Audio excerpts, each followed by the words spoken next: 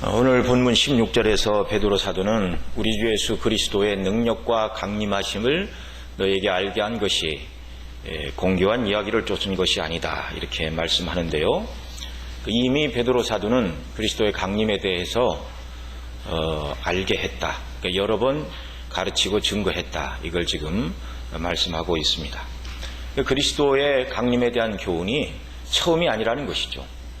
그것은 자주 성도들에게 가르쳤고 또 성도들이 자주 마음에 새겨야 되는 초대교회 설교의 내용 중에 중요한 내용들 중에 하나였다라는 것입니다. 그때나 지금이나 성경에 가르치는 교리는 똑같죠. 초대교회 그것이 중요했다면 오늘 사는 저와 여러분들에게도 그것이 매우 중요한 주제인 줄로 믿습니다. 자, 그러면 여기서 말하는 그리스도의 강림은 무엇을 말하는 것인가? 그리스도의 강림은 말 그대로 예수님의 오심이라는 얘기인데, 그리스도의 초림과 재림을 다 합해서 그리스도의 강림이다, 이렇게 말할 수 있는데요. 근데 오늘 특별히 본문에서 중심적으로 강조하고 있는 것은 그리스도의 초림과 재림 중에 재림에 주안점을 두고 이 말씀을 하고 있습니다. 문맥을 통해서 우리가 그것을 확인할 수 있는데요. 16절에 그렇게 말한 다음에 17절, 18절에서는 이제 베드로 사도가 체험했던 변화산 사건을 거기 이어서 언급을 하고 있습니다. 그 변화산에 올라가셨을 때 하늘이 열리고 모세와 엘리야가 내려왔습니다. 그리고 예수님은 이제 세상에 빨래하는 사람이 그렇게 희귀할 수 없을 정도로 그 옷이 휘어졌고 예수님의 그 모습도 영광스러운 모습으로 변모되는 것을 베드로, 요한, 야고보가 같이 거기서 목격을 했죠. 자, 하늘이 열리고 성경을 통해서만 배웠던 모세와 엘리야를 그들이 눈으로 봤죠. 영광 중에, 하나님 나라 다 들어갔으니 영광 중에 들어갔죠. 모세는 죽어서 하늘에 올라갔지만 엘리야는 몸을 가지고 하늘에 올라갔습니다. 그러니까 영광스럽게 변모된 몸을 입고 있는 엘리야도 본 것이죠.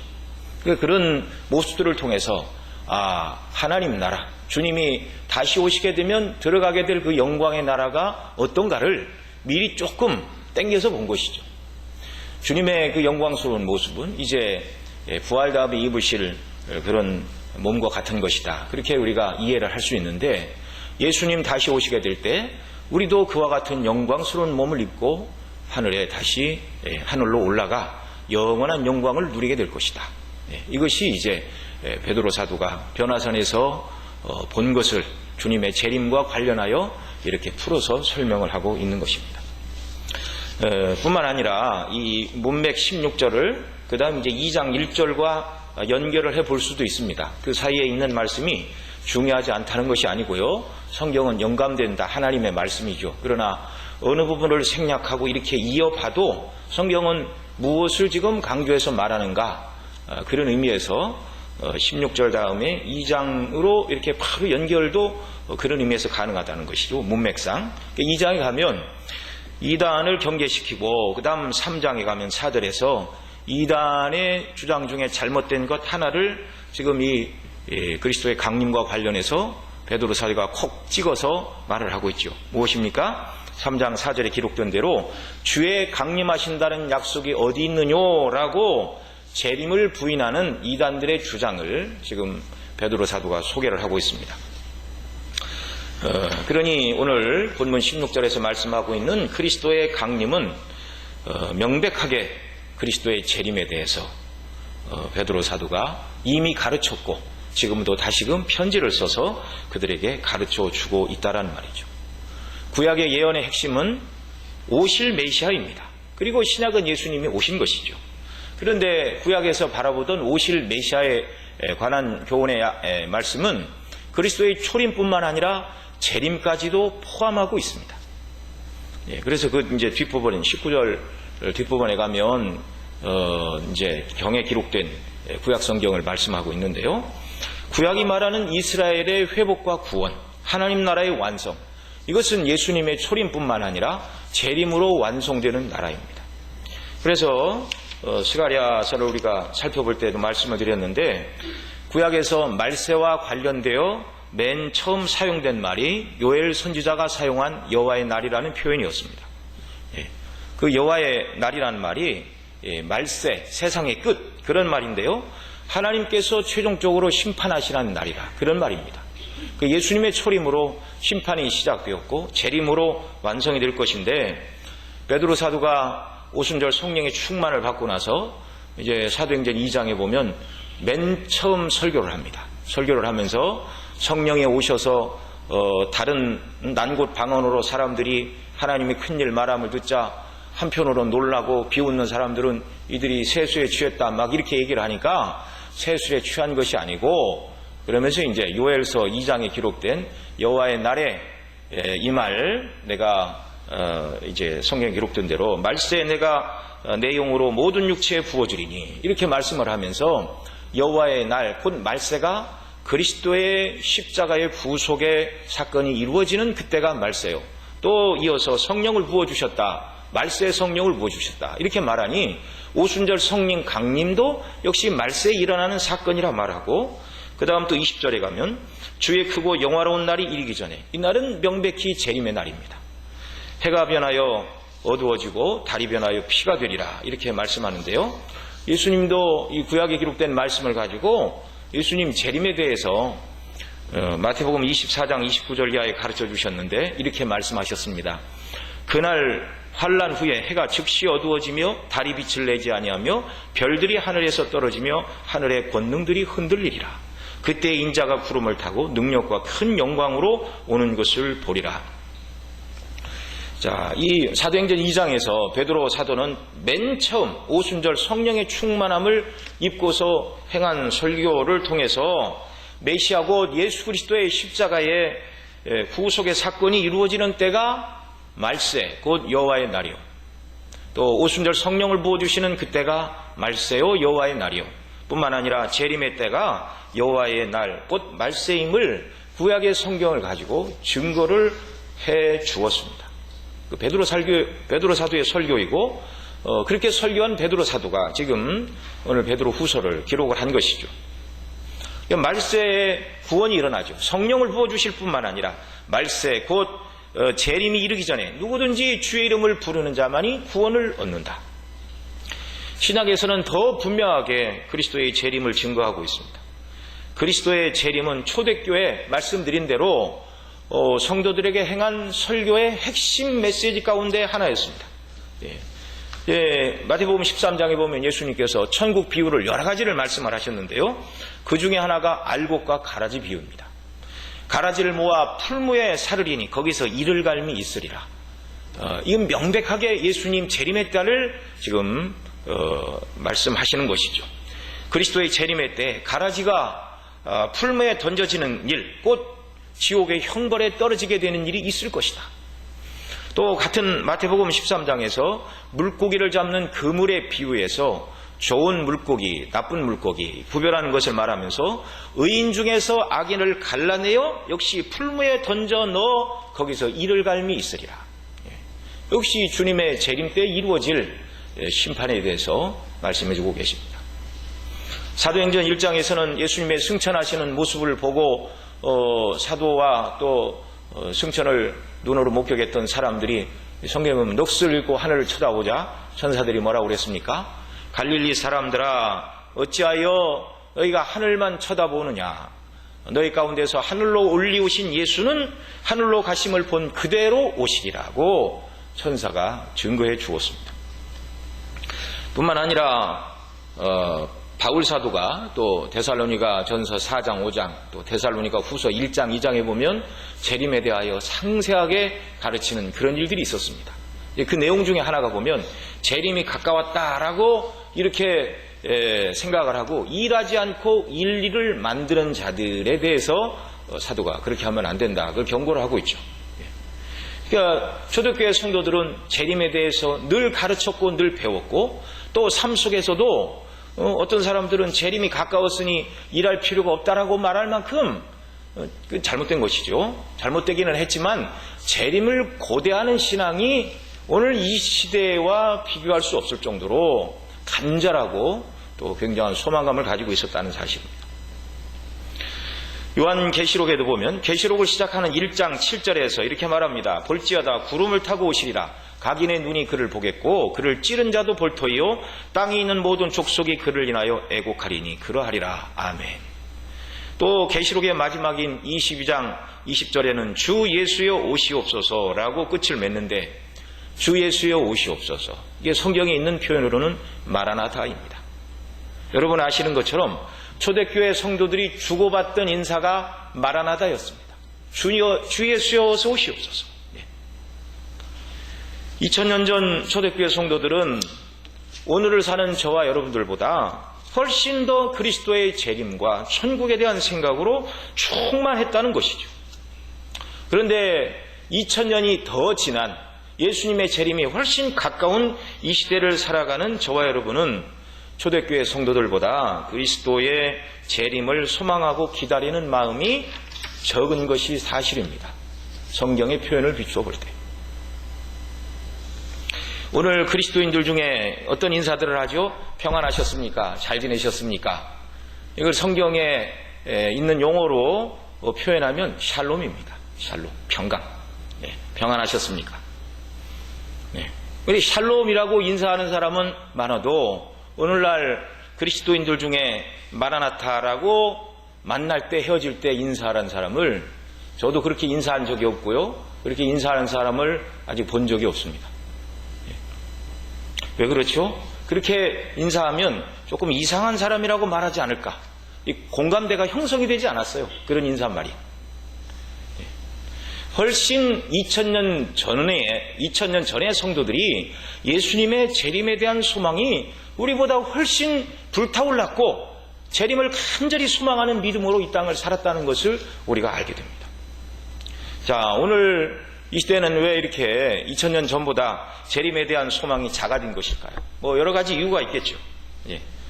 그런 이유들 중에 하나가 오늘날 이 시대의 교회들이 초대교회만큼 초대교회 사도들이 그 시대의 성도들에게 설교했던 것만큼 재림에 대해서 많이 설교하지 않고 가르치지 않는 것이 하나의 요인일 수 있습니다.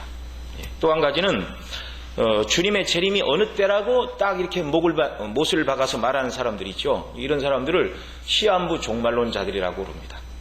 벌써 한 20년이 넘었죠. 1992년 10월 28일에 예수님이 재림하신다고 주장했던 다미 선교회, 다가올 미래를 준비하라, 줄여서 다미 선교라고 그랬는데, 그때 막 언론에서 그 주장하는 사람들 찾아가서 막 카메라로 밤 12시까지 중계를 하고 그랬습니다.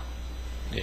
그러자 예수님이 안 오시자 뭐 계시를 또 받았는데 뭐 조금 미루기로 했다, 얼토당토하는 소리들. 네. 그런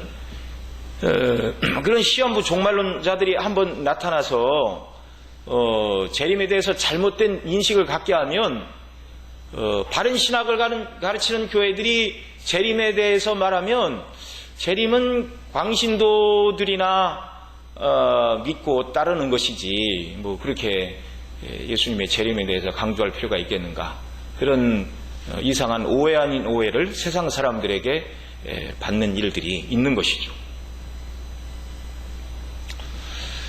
자, 그러나 무엇보다도 재림신앙이 약해진 것은 이 세상과 세상에 대한 열망과 애착 때문일 것이라고 그렇게 저는 짐작을 합니다. 왜 그렇죠?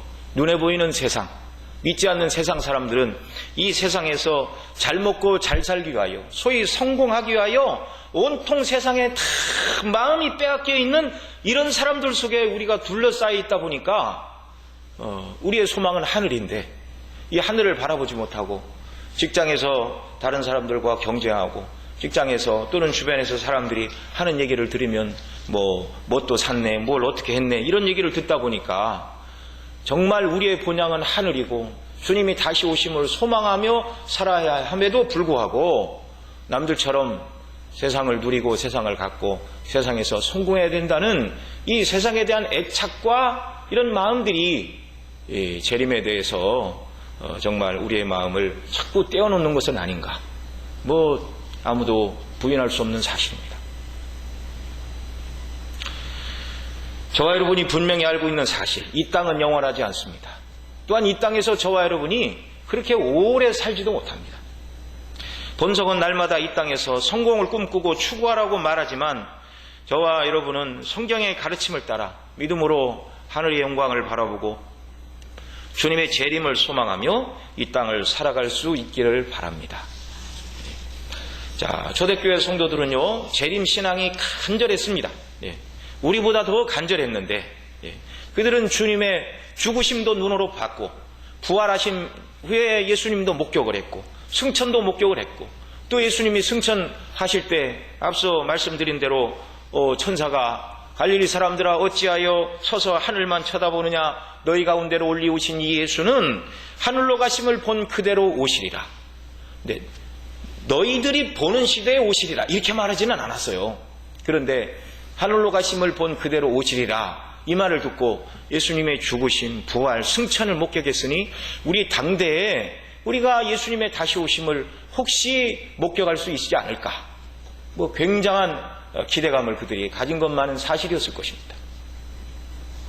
그래서 앞서 말씀드린 대로 데살로니가 교회는 예수님이 오신다, 곧 오신다라는 그런 소망을 가지고 일하지 않고 일만 만드는 자들이 있었습니다. 그래서 사도가 그래서 일하기 싫으면 먹지도 말라고까지 그렇게 심각하게 가르칠 정도로 재림에 대한 열망이 그들 가운데 있었던 것은 틀림없는 사실이었습니다. 그런데 땅끝까지 복음을 전파하라, 그리고 이제 재림을 말씀하셨으니까 복음이 증거되고 그 다음 예수님이 다시 오실 것을 기대했는데 생각처럼 복음은 쉽게 땅끝까지 전파되지 않았죠. 오히려 그들은 핍박에 직면해야 했습니다. 그러니까 이 재림이 늦어지게 되자 초대교회 성도들에게 의문이 들었죠. 재림을 기다리는 우리의 믿음이 잘못된 것인가? 왜 주님은 속히 오시지 않는가?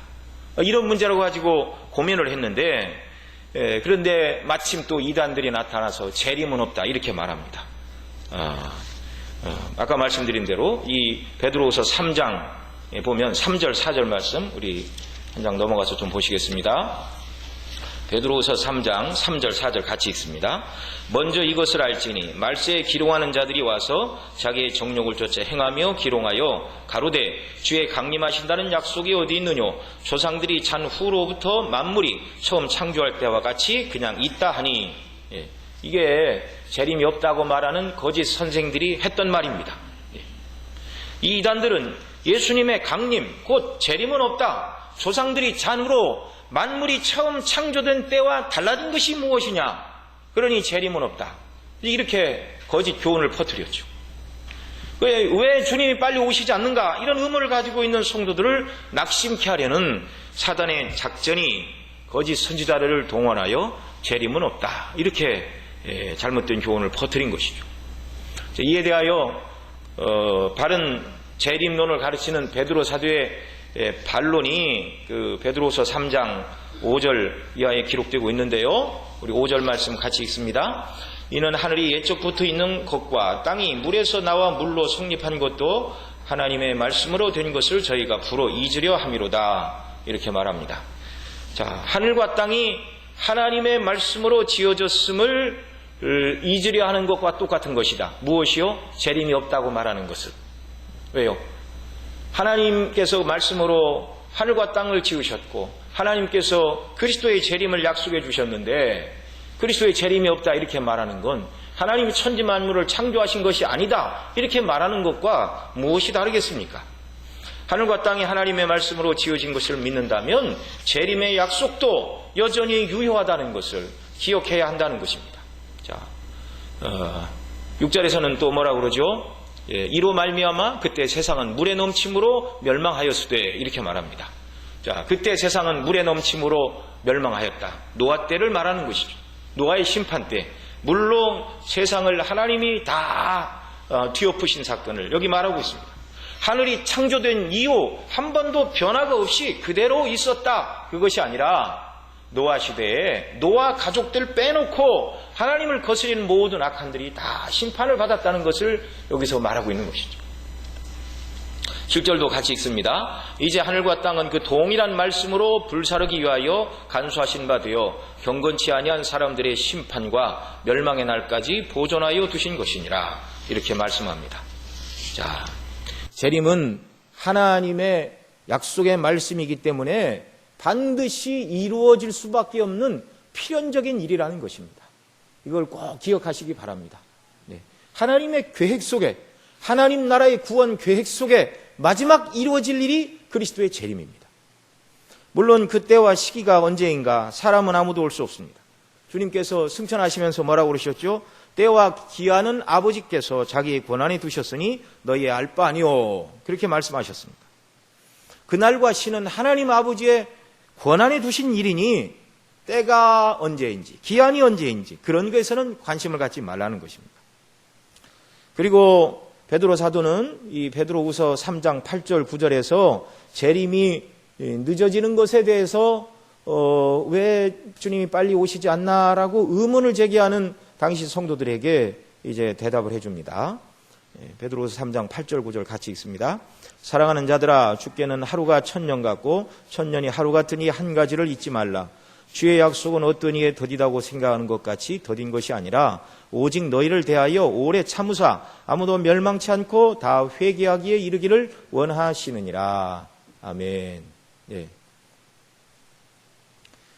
자, 재림이 늦어진다고 그렇게 의구심을 갖는 자들을 향하여 사도는 말합니다. 하나님의 계산법은 우리의 계산법과 다르다. 하나님께서 태초에 만물을 지으실 때 시간도 같이 지으셨습니다.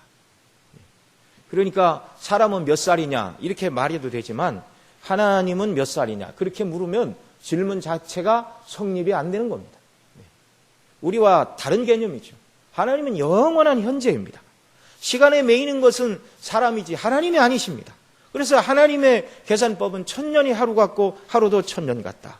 그 다음에 왜 주의 약속이 더딘 것처럼 더디다고 생각하는가? 더딘 것이 아니다. 왜냐하면 오래 참으시는 하나님이 오래 참으시는 이유가 무엇인가? 아무도 멸망치 않고 다 회개하기를 원하시기 때문이다. 그러니까 택한 백성 모두가 구원받으면 그때 주님이 오신다는 것이죠. 성경 어디를 봐도 몇 년 후에 언제 오시리라 그런 얘기는 없습니다. 성경이 신약이 가르치는 예수님의 재림에 대한 일반적인 특징들이 몇 가지 있죠. 재림은 뭐 어떤 사람들이 말하는 것처럼 무슨 정신적이고 사회 변혁이 재림의 정신이 아니고 주님의 재림은 육체로 다시 오심이 명백한 재림입니다. 몸으로 다시 오시는데 육체적으로 인격적으로 우리 눈으로 다시 볼 수 있게 몸으로 오십니다. 앞서 말씀드린 사도행전 1장에서 하늘로 가심을 본 그대로 예수님이 분명히 다시 오실 것입니다. 어떤 사람은 지구가 둥근데 예수님이 승천하실 때는 그 유대인들 몇 사람만 예수님을 믿었으니까 승천을 봤지만 지구가 둥글고 전 세계적으로 퍼져 있는데 어떻게 예수님의 다시 오심을 동시에 어떻게 볼 수 있겠는가? 우리가 그런 추정이나 상상은 할 필요가 없습니다. 하나님의 능력 가운데 이루어질 일이죠. 또한 그리스도의 재림은 도적같이 임할 것이다. 그렇게 가르치고 있죠. 베드로후서 3장 10절에 뭐라고 그럽니까? 그러나 주의 날이 도적같이 오리니. 또 이 베드로 사도도 도적같이 온다. 바울 사도도 역시 그날이 도적같이 임하게 된다. 일관되게 사도들이 가르치는 바입니다. 데살로니가전서 5장 1절 2절에 바울 사도는 이렇게 말합니다. 형제들아 때와 시기에 관하여 너에게 쓸 것이 없음은 주의 날이 밤에 도적과 같이 이룰 줄 너희 자신이 자세히 알미라. 그러나 영적으로 깨어있는 사람에게 그리고 재림을 사모하는 사람들에게 재림의 날은 도적같이 임하지 않습니다. 왜냐하면 그 다음 4절에서 이렇게 말합니다. 형제들아 너희는 어두움에 있지 아니하며 그날이 도적같이 너희에게 임하지 못하리니. 그러니까 어두움에 있는 자들에게는 예수님의 재림의 날이 도적이 언제 올지 모르는 그와 같이 도적같이 임하는 날인 반면 어두움에 있지 아니하고 빛 가운데 거하여 깨어 재림을 소망하며 기도하는 성도들은 항상 재림을 맞이할 준비가 되어 있으니 도적같이 주님이 임하시는 것이 아니라 언제 주님이 임하신다 할지라도 환영하고 기뻐하고 즐거움으로 재림을 맞게 될 것이라는 것입니다. 저와 여러분이 이런 믿음의 사람으로 항상 재림을 소망하며 재림을 맞을 준비를 하고 있기를 바랍니다.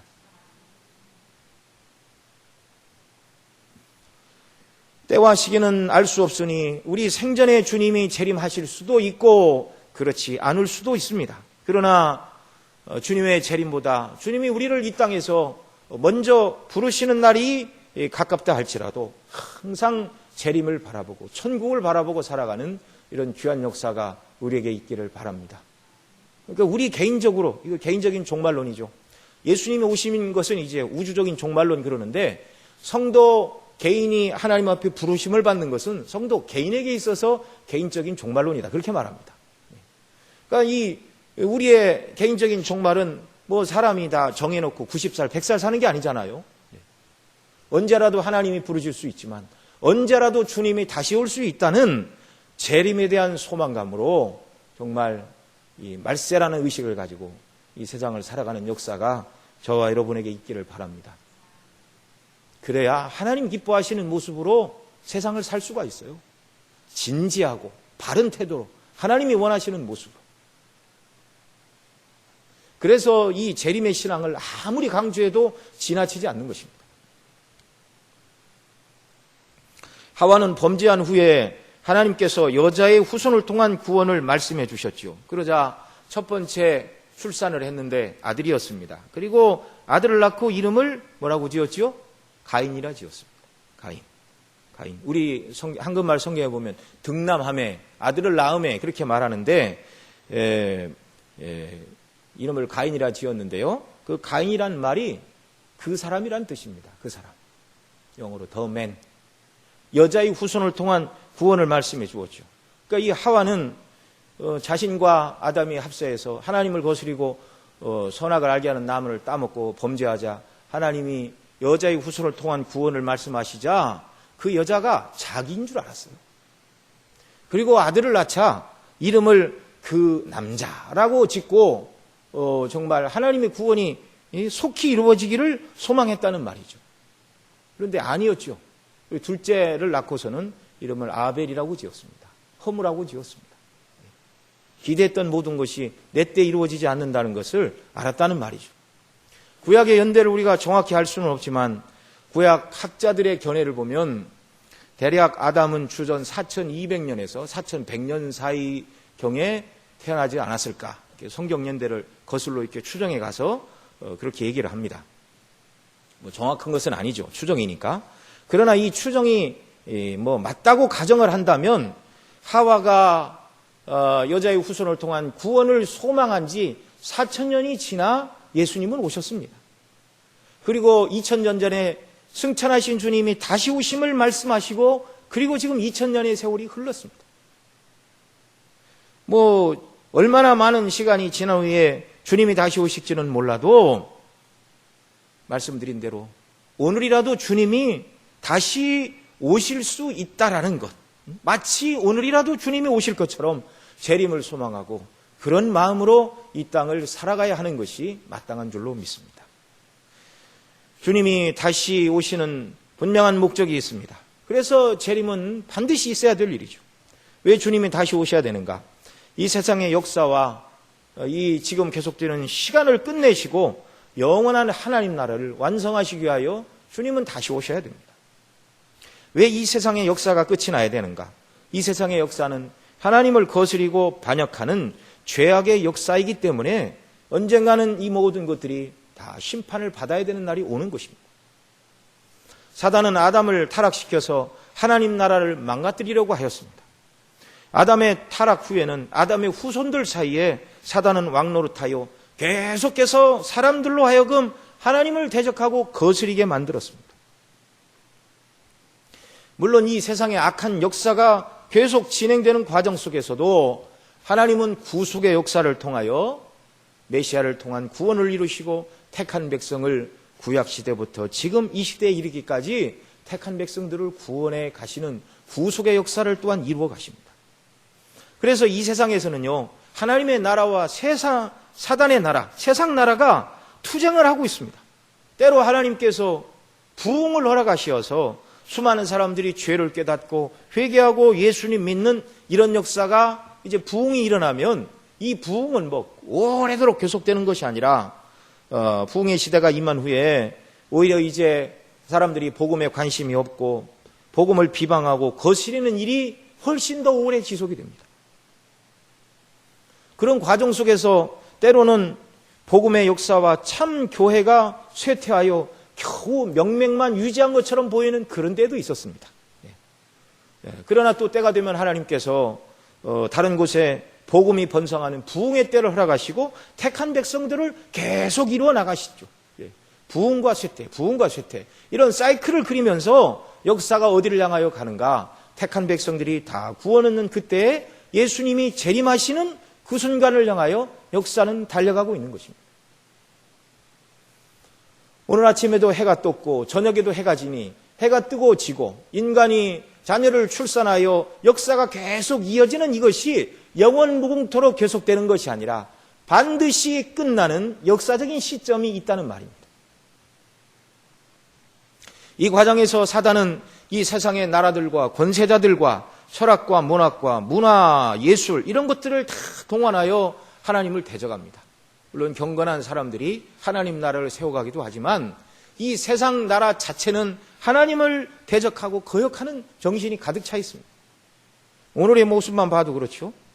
청교도의 후예들이 세운 미국에서 성경을 거스려 성경이 죄라고 하는 동성애를 합법화시키고 있습니다. 이게 나라와 권세자들이 하는 일들이죠.